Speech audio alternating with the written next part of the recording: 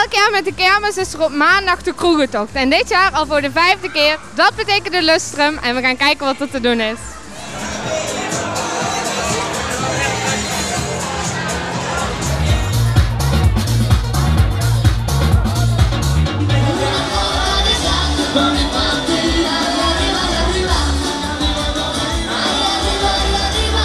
Ondertussen hebben we een rustig plekje opgezocht in de achtertuin van Café Met. En ik zit hier met Giel Aldenzee, een van de organisatoren van de kroegentocht.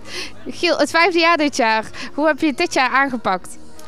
Nou, het mooie is eigenlijk hetzelfde als andere jaren met een paar veranderingen dat we dus dit jaar de artiest er niet bij hebben. Want die zitten midden in een verbouwing. Daarvoor Café Met waar we nu zitten mooi terug. En Goesting is erbij gekomen. En Tof, maar dat was natuurlijk vroeger het upke, dus die horen er eigenlijk al een klein beetje bij.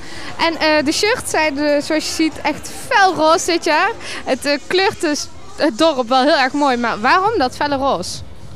Ja, ik had een idee in mijn hoofd, omdat ik vind dat wij naast een gezellig feestvieren ook een maatschappelijk belang moeten kunnen uitstralen.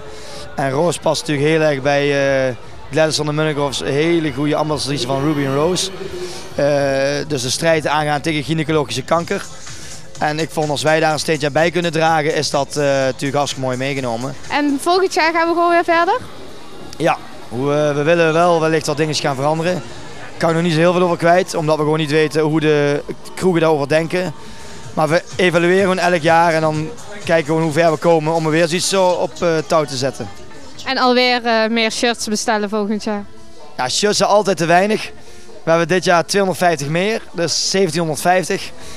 En we kijken of we er 2000 kunnen bestellen, maar kijk, ik zeg altijd, regende de keer.